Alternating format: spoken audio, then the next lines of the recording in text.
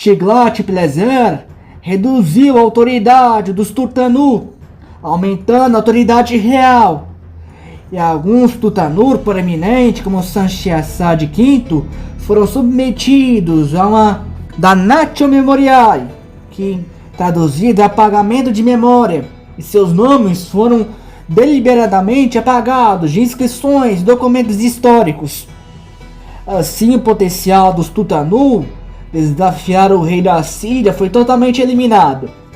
Tiglat-Pileser revitalizou o exército assírio em um exército totalmente ativo, não sendo desmobilizado, mas sendo totalmente permanente. Os camponeses recrutados foram substituídos por soldados totalmente treinados e especializados em cada arco do exército, em infantaria, cavalaria, arquearia, entre outras coisas.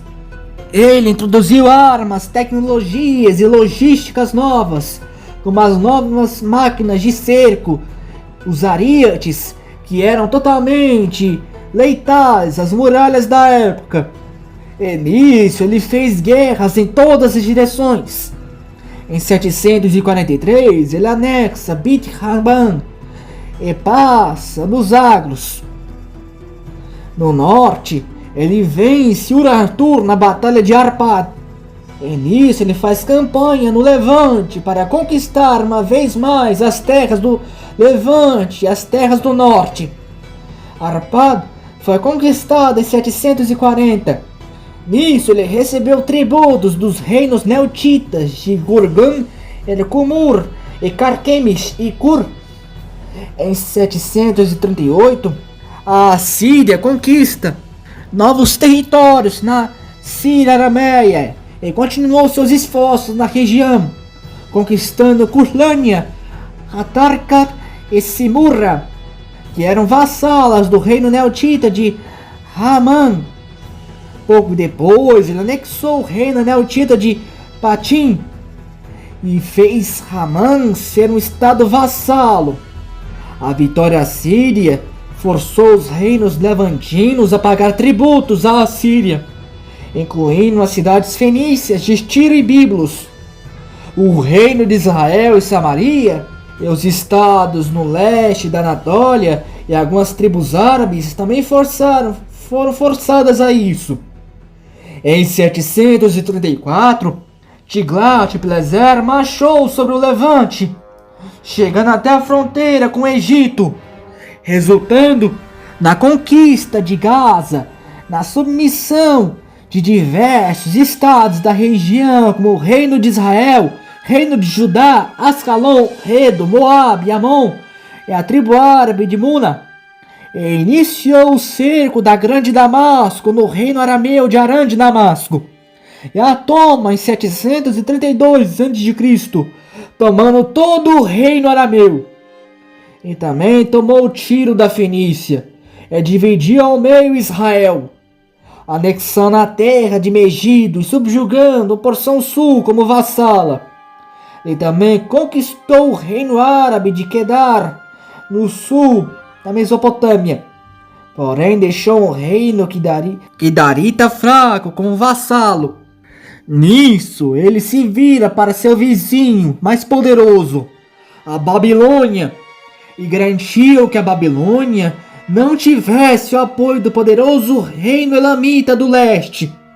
Nisso ele ataca a Babilônia e toma facilmente cidade por cidade, até que em 729 as botas assírias entram vitoriosas na cidade de Babilônia.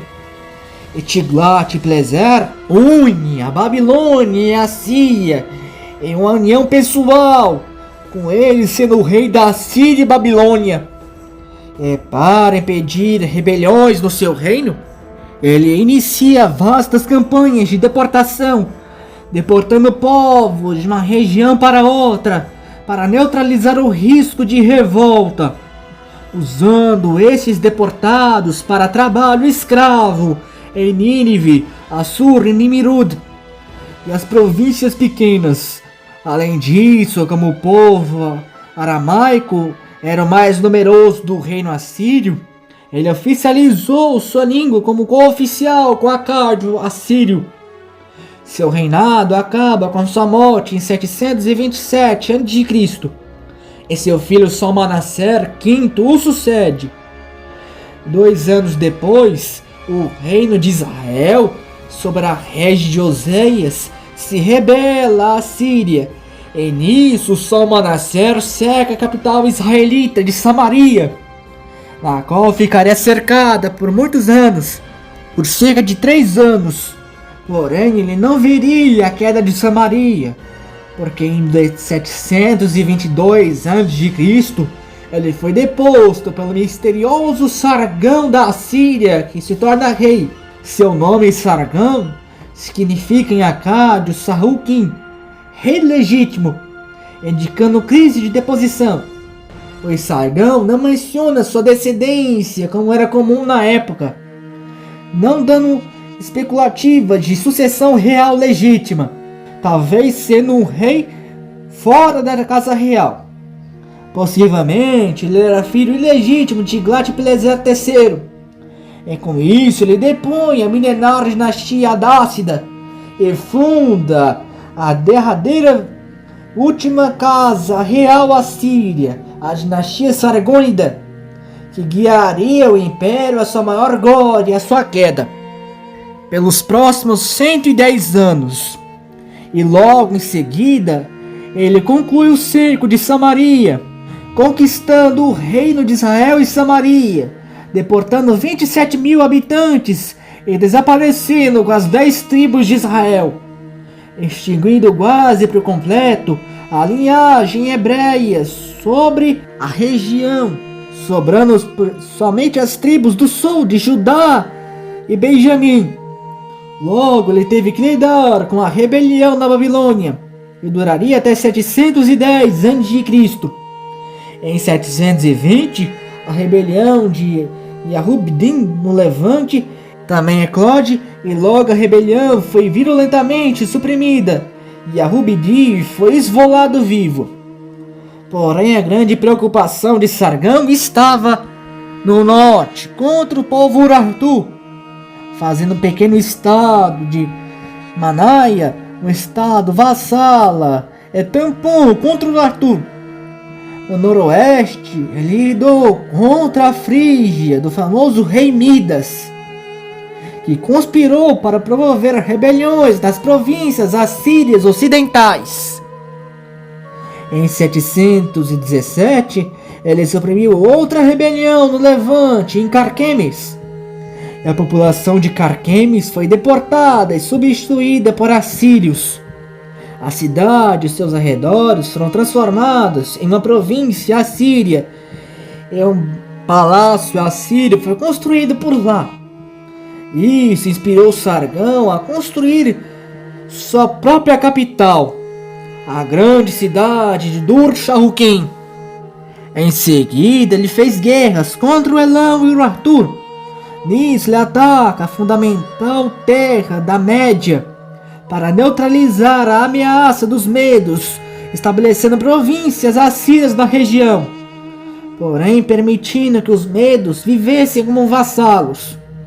Nisso, ele marcha contra o Arthur e vence a guerra e encerra os confrontos contra eles. Em Dur-Sharruquim, Sargão construiu seu suntuoso palácio, que era o maior de sua época. A construir a nova capital, ela era a maior do mundo, contando com 3 quilômetros quadrados, a maior de sua época. O seu palácio tinha muralha própria, com cerca de 500 metros quadrados, o maior de sua época. Fora das fronteiras, ele conquista Tabal, na fronteira com a Frígia, em 713 a.C. No sul, ele sofreu uma rebelião em Asdod, na qual ele repele a rebelião e destrói a cidade como vingança. E nisso, em 710, ele marcha para o sul e derrota os babilônios em Duratrar. E nisso, acuando o povo da Babilônia, ele abre os seus portões para Sargão E nisso a Babilônia foi reconquistada pelas tropas assírias, que pisaram novamente suas botas na Babilônia. E ele foi proclamado rei da Babilônia e rei da Síria. E os próximos anos, ele passou a cruzar tiro de traição e passou a ordenar um cerco da cidade, na qual permaneceria sitiada por anos.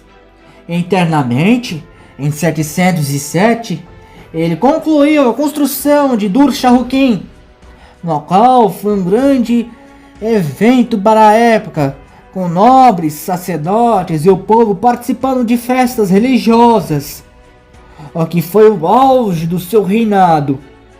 Porém, 2 anos depois, em 705 a.C., uma rebelião ocorre em Tabal.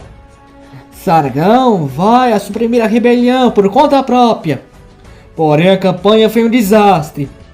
O acampamento do rei foi atacado pelos jovens cimérios, que invadiram a região anos antes. E na batalha que se seguiu, Sargão foi morto e desapareceu para sempre. E os seus soldados fugidos não conseguiram recuperar o corpo do rei, o que foi uma desgraça para a época. E seu filho Senaqueribe o sucede.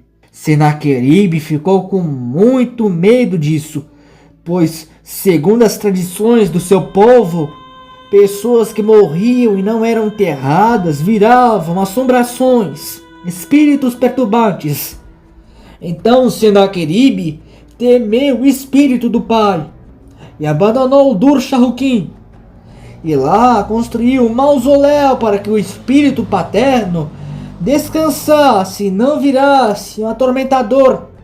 E além de construir uma estátua e um templo dedicado ao deus da morte Nergal, para preservar a alma do pai. E ele se muda para a grande cidade de Nínive.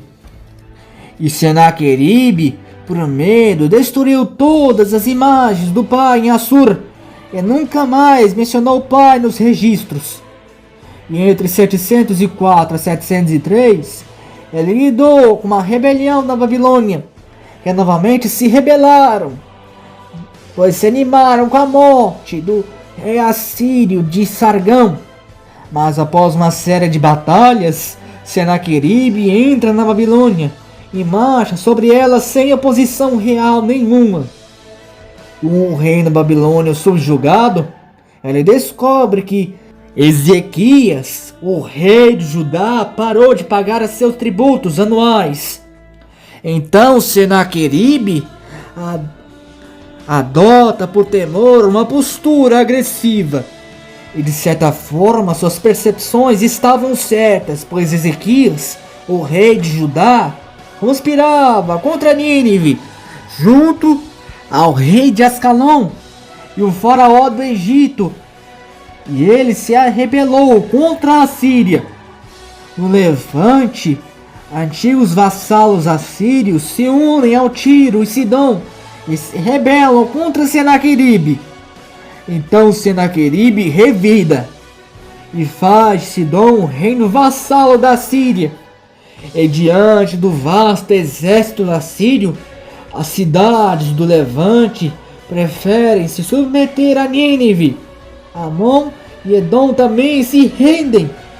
E logo Senaqueribe entra em Canaã, derrota Ascalon e passou a sitiar várias cidades da região. Porém, enquanto a Síria marchava para retornar a Ecrom, o Egito intervém, mas foram derrotados perto da cidade de Eutec. E depois disso, Senaqueribe toma Ecrom e Tímina. E Judá ficou sozinha na guerra. E para Judá, Senaqueribe marchou. Ele toma a cidade de Laquis após brutal cerco na cidade, que foi uma batalha escarniçada pela cidade entre hebreus e os assírios. E Laquis foi destruída, incendiada, e suas terras foram salgadas para nunca mais dar frutos. E os assírios deportaram os sobreviventes para o império adentro. E nisso o rei da Síria em cerca de 701 a.C., parte para a capital de Judá, a grande e sagrada cidade de Jerusalém, iniciando o misterioso cerco da capital judaica. Senaqueribe enviou oficiais para zombar de Ezequias e do Deus de Judá e forçar o povo de Jerusalém à rendição, dizendo cerca de alguns registros: porventura os deuses das nações livraram cada uma sua terra das mãos do rei da Assíria? Onde estão os deuses de Ramate e de Arpade? Porventura livraram eles a Samaria da minha mão? Qual é dentre todos os deuses dessas nações o que livrou a sua terra da minha mão, para que o Deus, o seu Senhor, o livrasse a Jerusalém da minha mão?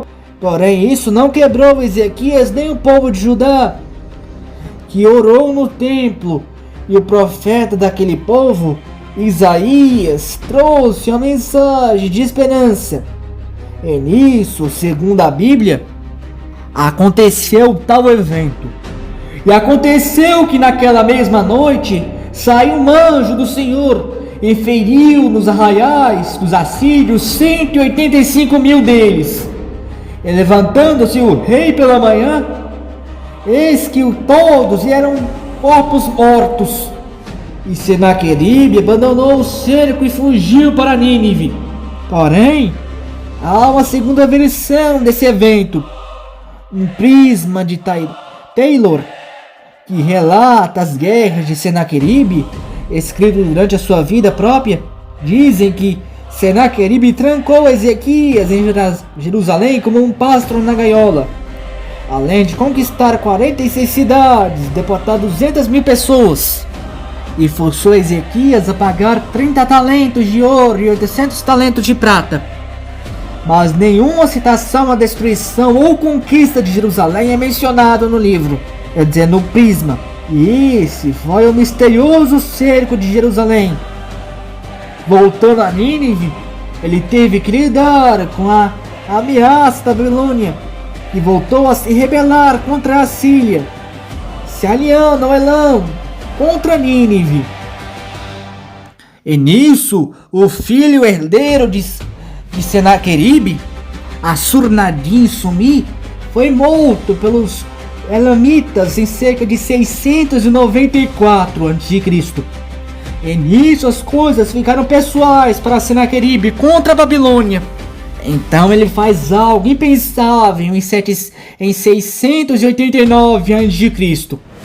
Ele invade a grande Babilônia e não a só conquista, mas a destrói totalmente por vingança. Segundo os registros encontrados, é dito: avancei para a Babilônia e minha ira foi como um sopro de um furacão. Eu envolvi a Babilônia como neblina. Não poupei seus soldados, seus jovens, nem os velhos, mas enchi a praça da cidade com seus corpos. Meus soldados puseram suas mãos às estátuas dos teus deuses e as destruíram. Mas apoderei da propriedade de Marduk. Levei a Nínive, as estátuas de Adá, de Sebna, a cidade, as casas, eu destruí completamente, desses dos alicerces aos telhados, e pus fogo em sua cidade. Derrubei suas muralhas ao chão, os templos e as torres não existem mais. Nivelei esta cidade como o nível das águas, a ponto de ninguém poder dizer que a Babilônia uma vez existiu. E Senaqueribe decidiu transformar Nínive no talismã do Oriente, construindo um palácio monumental em Nínive, que contava com jardins suspensos irrigados por aquedutos. Ele construiu estátuas dos animais divinos da Assíria, os Lamassu, para guardar espiritualmente o palácio e os templos dos espíritos zombeteiros. Porém, no final do seu reinado, foi marcado por intrigas palacianas pela escolha do seu filho como sucessor do reinado, pois ele escolheu o filho mais novo, Esarhaddon, como sucessor, em detrimento do primogênito sobrevivente, Ardamulisu. E essa rixa culminou no assassinato de Senaqueribe por Mulisu, enquanto orava no templo de Nirud, em 681 a.C. Porém, Ardamulisu enfrentou a oposição de Esarhaddon e rapidamente ocupa a capital. Mulisu foge para Urartu e procura cooperação com o rei Urartu. E Esarhaddon rapidamente executou todos os envolvidos na conspiração contra o pai. E isso causou uma paranoia em Esarhaddon e passou a desconfiar de seus servos, vassalos e até familiares, consultando com frequência oráculos para descobrir se alguma traição era vista pelo Assur. Seu palácio em Nirud era isolado da cidade, construído num monte nos arredores da cidade, para ser inacessível a cercos nem a deposições. Politicamente, ele permitiu a reconstrução da Babilônia, buscando garantir apoio dos babilônios, reconstruindo as muralhas, templos, devolvendo as estátuas saqueadas da Babilônia. Porém, logo Esarhaddon fez campanhas contra os cimérios no norte, os repelindo na Cilícia e os expulsando das terras assírias. Porém, logo em seguida, a cidade de Sidom, na Fenícia, volta a se rebelar contra a Síria. E Esarhaddon marcha contra seu exército e captura a cidade e executa o rei fenício Miculti. No norte, ele entra em guerra contra Urartu e conquista o reino vassalo de Chúplia. No leste, eclode mais uma guerra contra o Elão, que invade a Babilônia e toma a cidade de Sipar. Porém, o Elão temeu o rei da Síria e abandonou a invasão e se retirou para Susa. Mas Esarhaddon, na sua corte, descobriu que os egípcios estavam patrocinando rebeliões na Síria há anos. Então a Síria marcha para a guerra contra o faraó do Egito, mas foram derrotados pelos egípcios nos arredores de Ascalon em 673 a.C.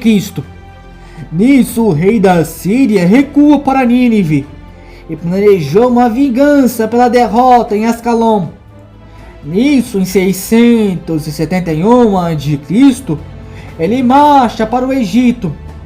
E dessa vez, Esarhaddon vence os egípcios, saqueia a capital do Egito, Mênfis. A família do faraó e seu filho e esposa principal e a grande parte da corte real foram enviados à Síria como reféns. E nisso, governadores leais ao rei assírio foram colocados no comando do Egito.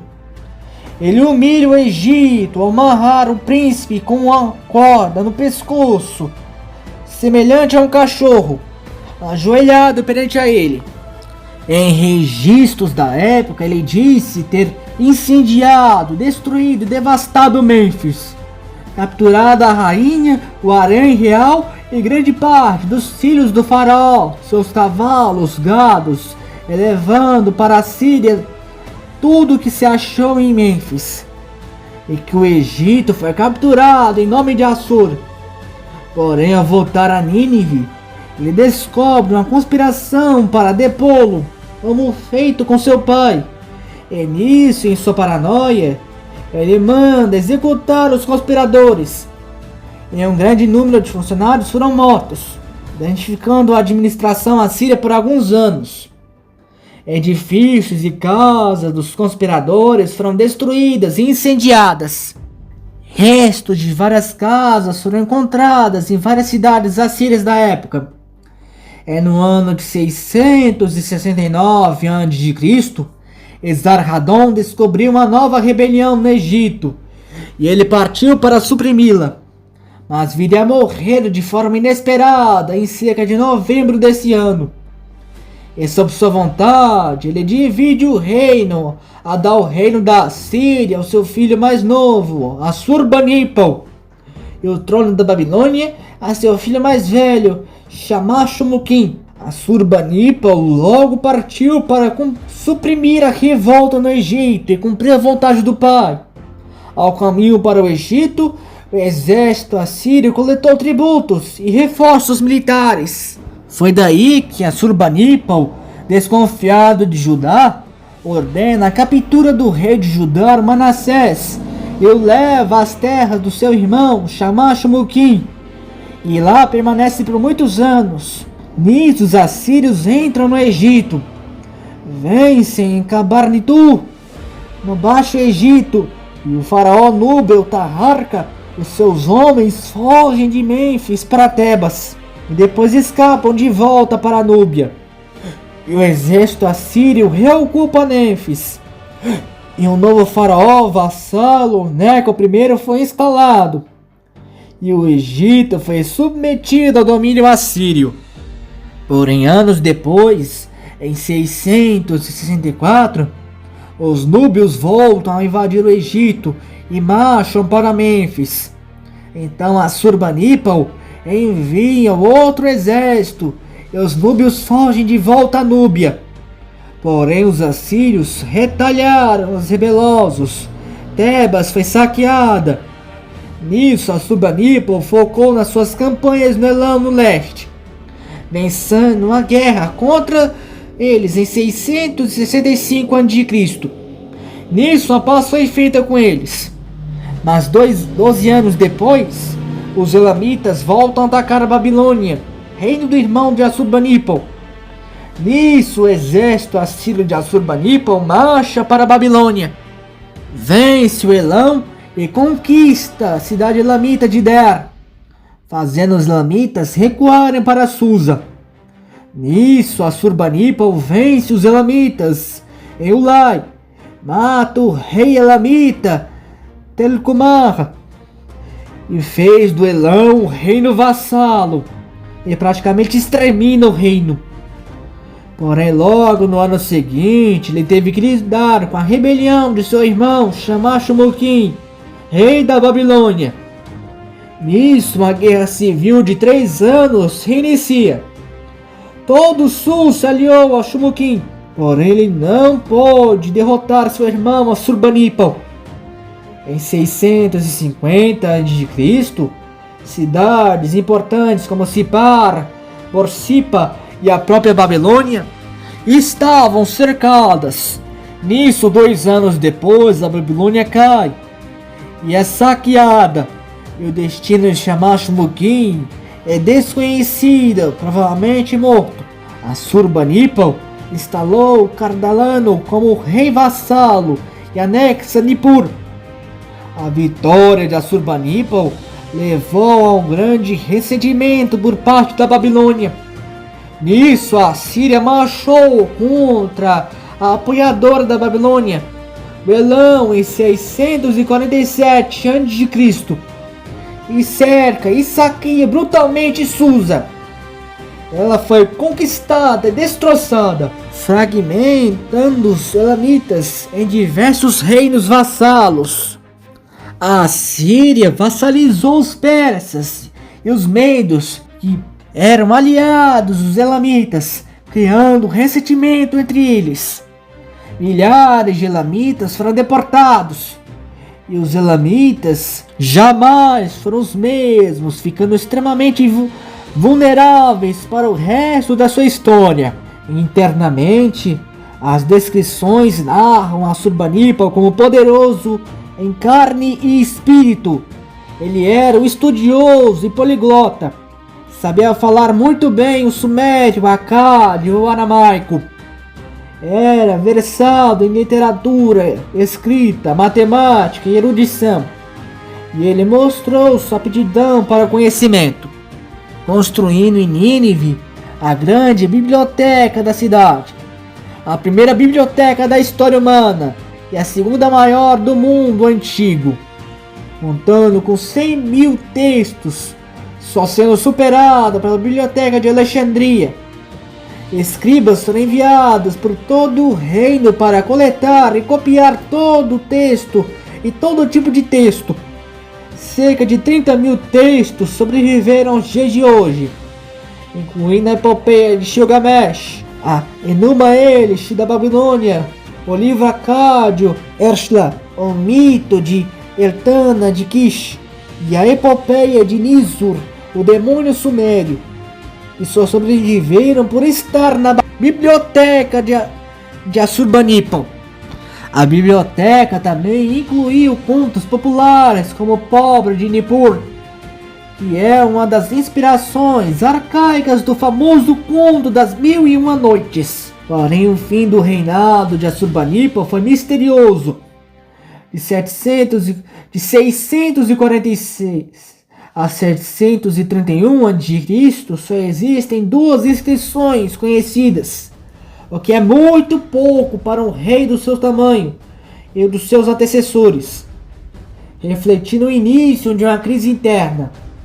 Parece não ter testemunhado uma crescente distância entre o rei e a elite tradicional. O próprio Assurbanipal reconheceu que já não conseguia manter a durabilidade do império. Em suas últimas inscrições conhecidas, ele estava entristecido e confrontado com sua própria mortalidade devido a uma doença.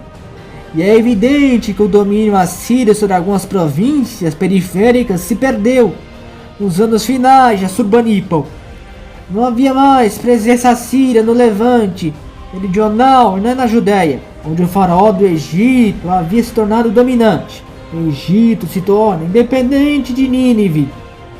Nisso, em cerca de 631 a.C., o grande rei da Assíria, Assurbanipal, desaparece para sempre.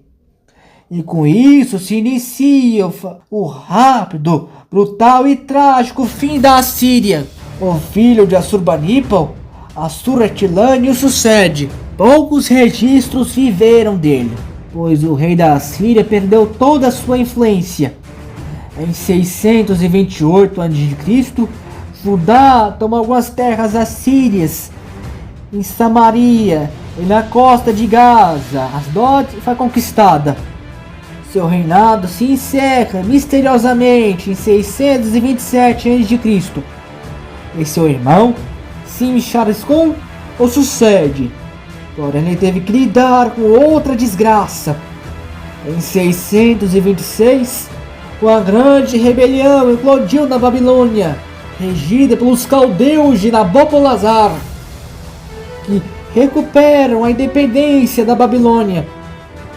Então, a Assíria, cercada pelo domínio babilônico, é derrotada por Nabopolassar.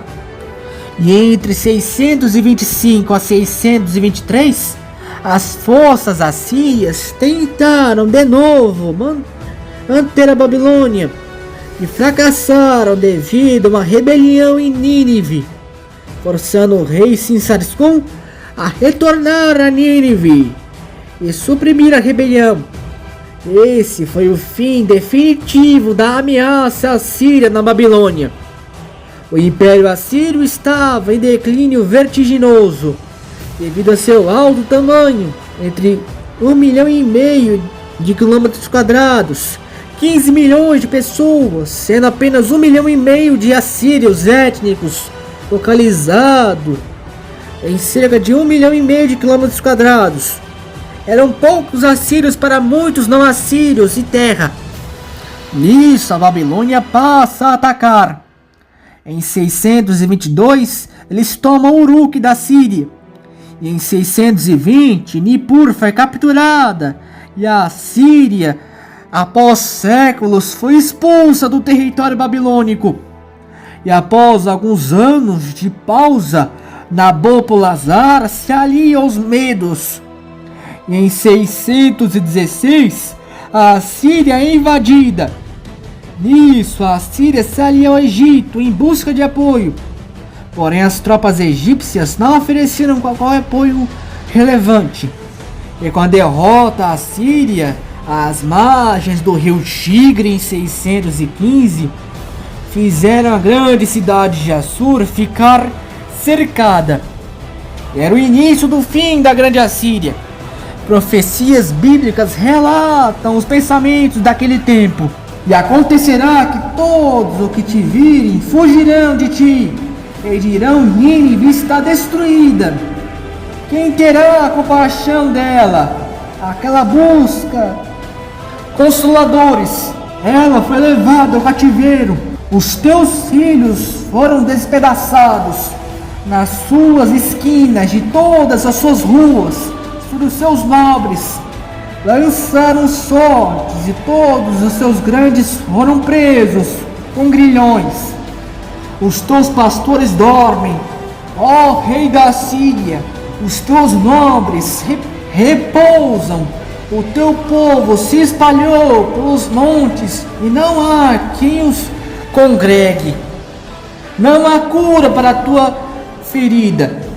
A tua chaga é dolorosa. Todos os que te ouvirem a tua fama blasfemarão, baterão palmas sobre ti, porque sobre quem não passou continuamente a tua maldade. Assur cai em 614, e ao entrar na cidade, os medos babilônios fazem um massacre brutal em vingança. A cidade foi incendiada, destruída, saqueada. Nisso, a cidade sagrada assíria reduzida a cinza e escombro, e ambos os reinos medos babilônicos marcham para Nínive. Os assírios tentam impedir a queda da grande cidade em 613, lançando batalhas contra os babilônios, mas foram derrotados e os medos babilônios marcham para Nínive. E em junho de 612 a.C., Nínive foi saqueada, e 2 meses depois, as muralhas caíram. E uma brutal batalha ocorre rua por rua. Horas de batalha se seguem. A cidade é incendiada, incluindo o grande palácio de Nínive. Síscara e Cum morrem no incêndio. Os babilônios destruíram Nínive de chão a chão. Toda Nínive, do palácio à biblioteca, foi destruído. As estátuas reais foram destruídas, destroçadas, quebradas. A linhagem real da casa de Sargão e todo homem da nobreza foi executado pelas tropas babilônicas e medas. Os aquedutos e os sistemas de irrigação da cidade foram destruídos, deixando a outrora gloriosa cidade de Nínive sem água. A cidade foi abandonada, salgada, para nunca mais ser habitada. Em poucos séculos, Nínive se tornou um monte de terra. Porém, sobrou um nobre para lutar, o filho de Sin-Saliscum, neto do grande Assurbanipal. E ele se chamava Ashurbanipal, que seguiu resistindo 3 anos em Harã. O Egito marchou para apoiá-lo, para criar um estado vassalo e tampão contra os babilônicos. E em 610, Harã é cercada.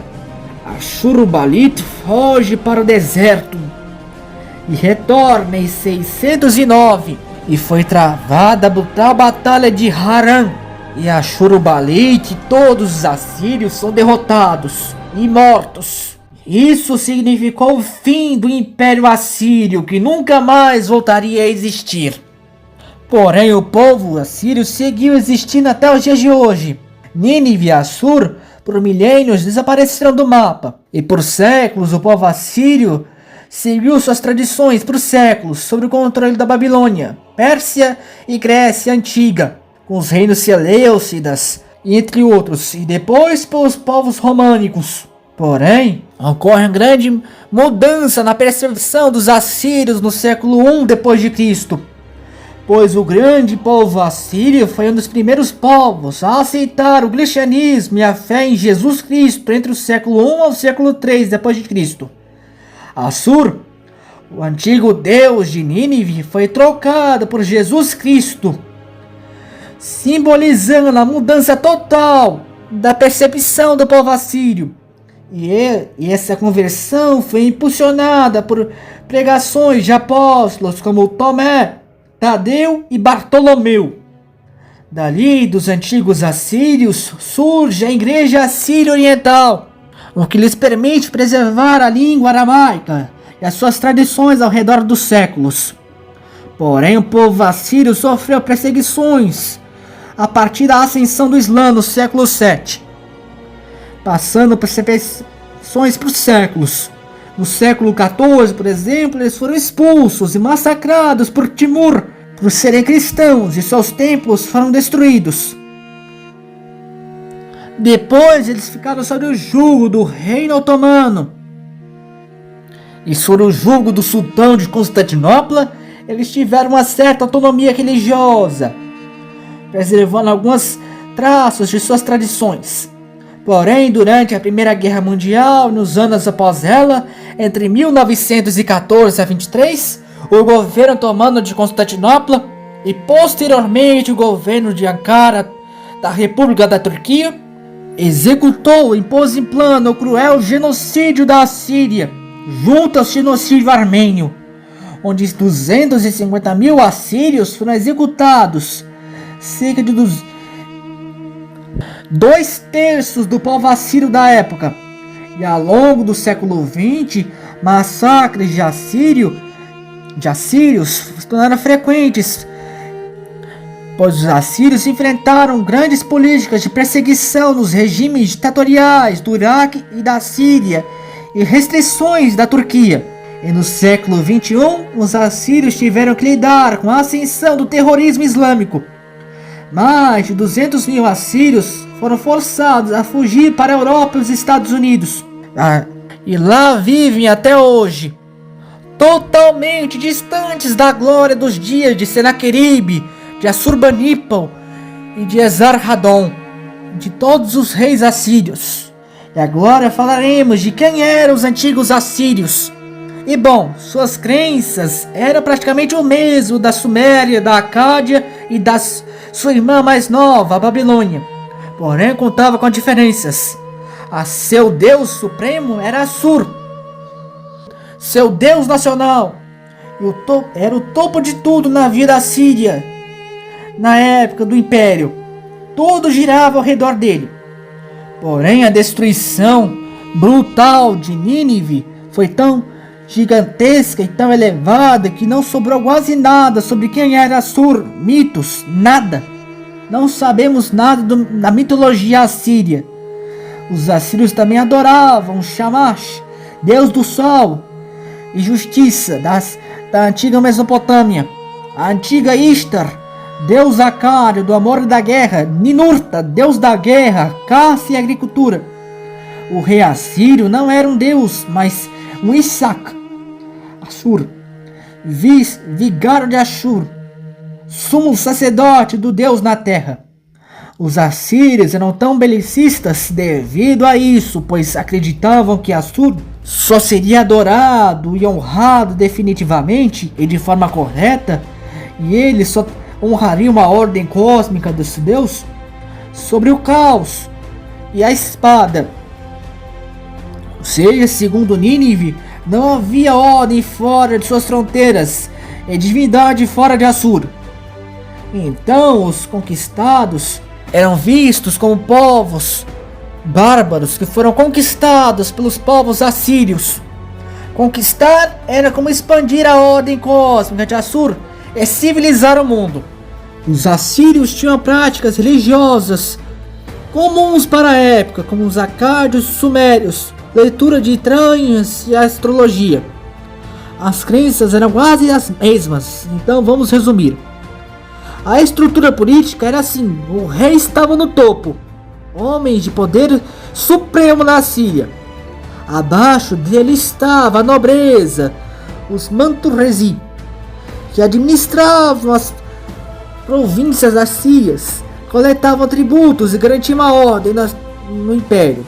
Junto a eles existia os Tutanu, general do rei, que eram os comandantes do exército, respondendo só ao rei sendo segundos em poder. Abaixo havia o clero e os escribas, a classe letrada da Síria. O clero administrava os templos de Assur, Ishtar e dos deuses adorados na Síria, e controlava grandes propriedades de terra e tinha um grande poder político na região.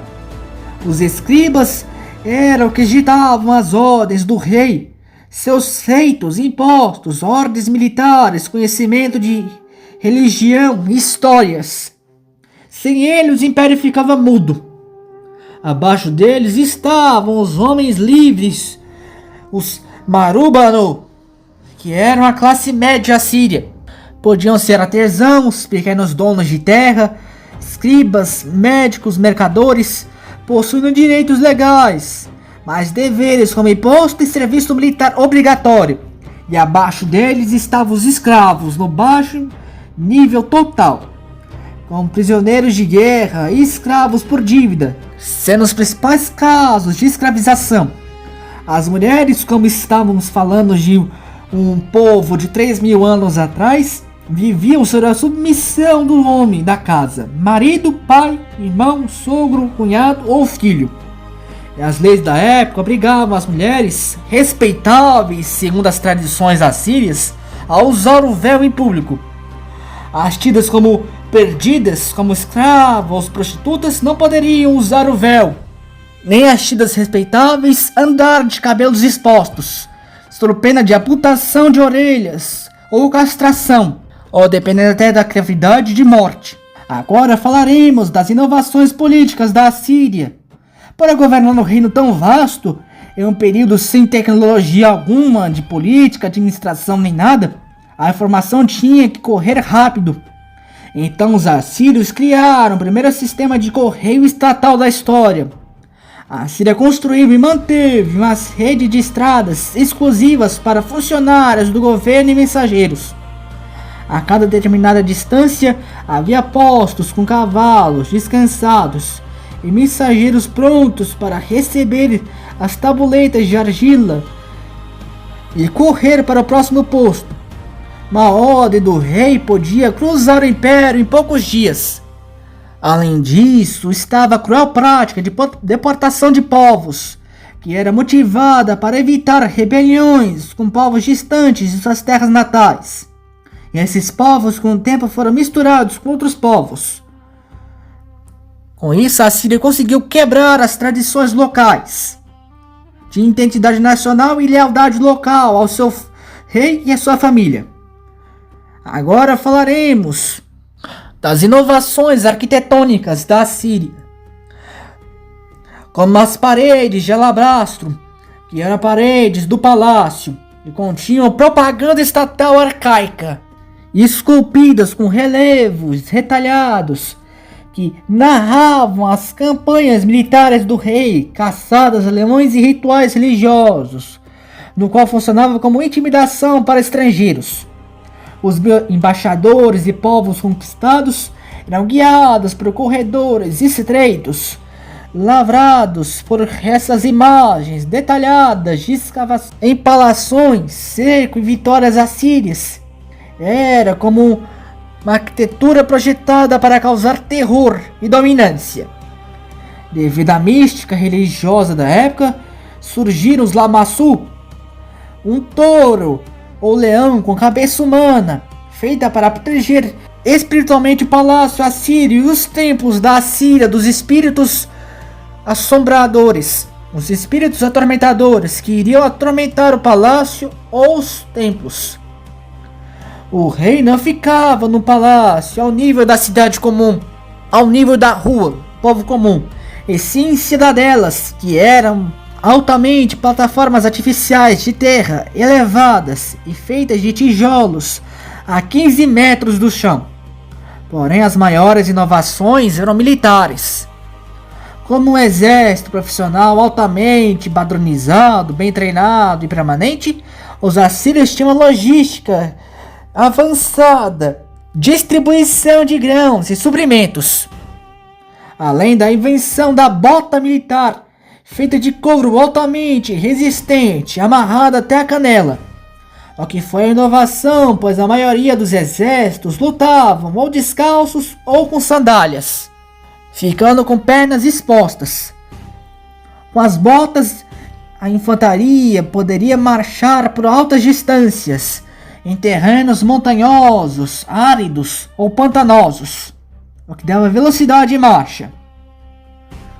Eles contavam com máquinas de cerco, os ariates, montadas com uma cabeça de ferro para quebrar muralhas e portões, além de torres de cerco que elevavam a arquearia assíria no mesmo nível dos defensores das muralhas, além de primeiro corpo de engenharia, além de criar a guerra psicológica sistêmica com massacres, execuções brutais como decapitações, mortes por incêndio para intimidar os seus inimigos e assim garantir o seu poder.